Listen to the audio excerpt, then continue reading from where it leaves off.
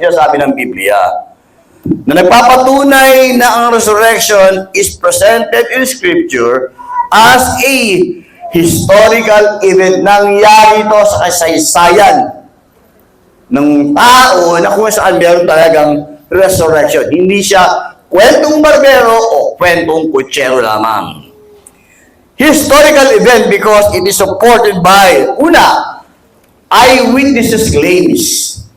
Maraming mga saksi ang nakaranas ng resurrection noong mga panahon na yon. So kung titignan mo na, itong mga saksi na to, hindi lamang mga iilang tao lamang. In fact, sinabi sa verse 6 ng chapter 15 of 1 Corinthians, after that, he appeared to more than 500 of the brothers and sisters. Take note, more than 500. At the same time, most of whom are still living. When Paul was writing this letter to the Church of Corinth, yung mga tinutukoy niya 500 plus, ilan doon? Buhay pa habang sinusunod niya to. Doon nabanggit doon, may mga ilan na namatay na.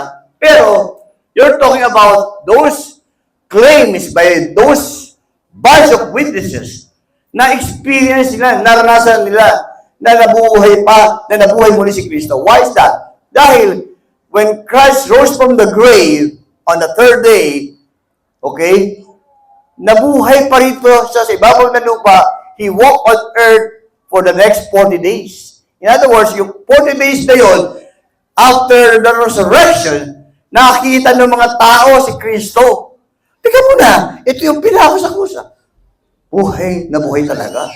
So sa 40 days na yun, hindi lamang mga alagad niya nakakita sa kanya, hindi lamang mga close people who is close to the disciples ang nakakita sa kanya. You're talking about 500 plus people. Mahirap tanggihan yan sa dami ng saksi. Kung ikaw ba naman, nakakita ka ng isang pangyayari, saksi ka sa isang insidente, mas mabigat ito pag marami kayong nakakita.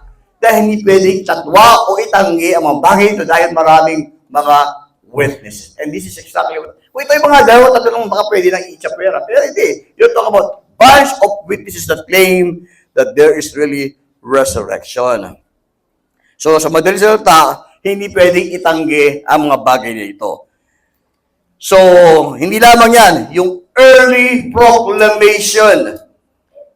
Ibig sabihin yan, hindi pa lumilipas ang mahabang panahon na ibalita agad at lumaganap. Kung ang Sunday, muli siyang nabuhay mula sa mga patay, Monday, and for the next 40 days, naibalita, laganap, palasak ang kwento tungkol sa muling pagkabuhay ni Kristo. Hindi yung parang lumipas na mahabang panahon, tsaka binabalikan yung kwento. Parang pag matagal na at hindi na pag-usapan, parang madali lang mawala sa kasaysayan. But here, yung pangyayari na yun, agad-agad nilang naibalita, na-proclaim, naikwento, nabalita sa maraming tao.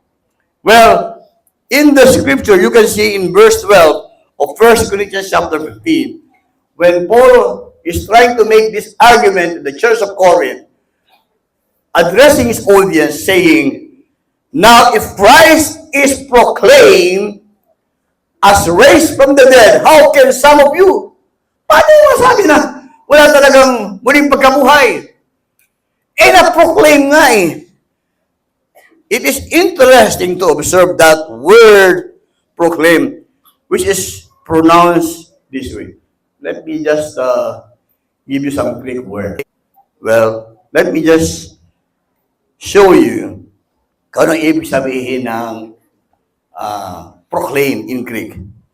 It is pronounced this way. That proclaim in Greek is kerusoto. Yeah. Ang diin ng pagbasa niya sa second syllable yung rus. Kerusoto. Yeah. Okay. Anong ibig sabihin ng kerusoto na yan? Ibig sabihin, being officially announced as true. Pag sinabing proclaim, official ito, hindi fake news to. That means it is publicly known. It is known by everyone in that region. of Jerusalem in Israel. Hindi siya parang on a sideline, tahimik lang, wala talaga nakakaalam, mga ina na lang kwento-kwento, para po siya kwento-kwento niya. Pero ito, when you say proclaim, decide, that means it is publicly announced. Nung sinabi ng pamahalaan natin, tataas ang gasolina, sa atin hindi ito fake news. It is real. It is announced publicly to all Filipino that there will be a price hike in gasoline. Kahit hindi mo tanggapin, damang-dama mo, na-apektuhan ka because it is publicly announced and it is happening. And that's Resurrection Sunday looks like.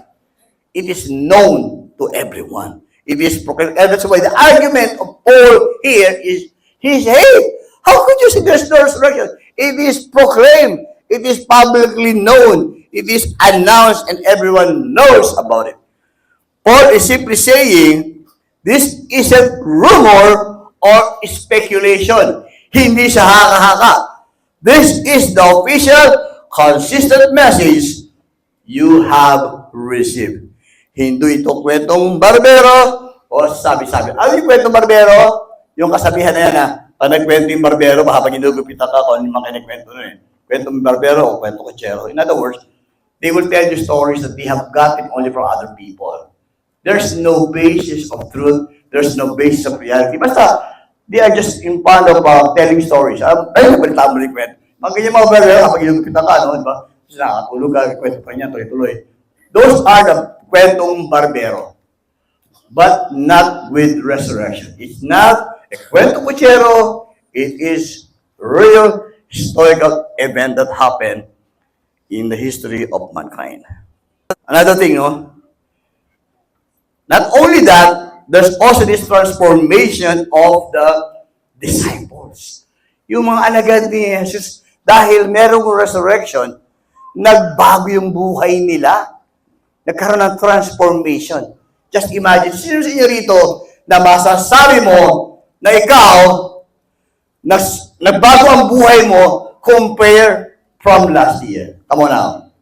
Well, we all know, hindi natin pwedeng itatwa o ikaila na dahil sa resurrection power of Christ, buhay natin ay nagbago. Can you say amen to that? Tama mo ba? Alam natin na ating buhay ay nagkaroon ng transformation. I remember when I was a young man at the age of 20, I was indulged in drugs. Naging drug addict po ako, and before I came to know the Lord Jesus Christ, ba't ganyan kayo mga tingin? Mukhang drug addict pa ako? Sabi ko, I am.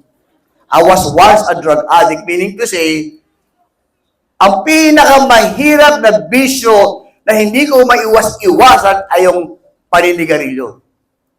Plus ko mag-yosi. Ano yung parang, gusto mong bumait, pero di mo magawa. Gusto mong bumait, pero di mo magawa. That's the kind of frustration I have been experiencing in life. I want to change, but I cannot just change myself. I want to quit smoking, but I can't. I ended up always doing the same kind of vice, problem, which I haven't changed at all. Hanggang sa, every year, gumagawa ko ng tinatawag na New Year's resolution. Sino sa inyo dito, dati kayo nagbagawa ng New Year's resolution? Oh, patuloy pa rin kayo. Wala.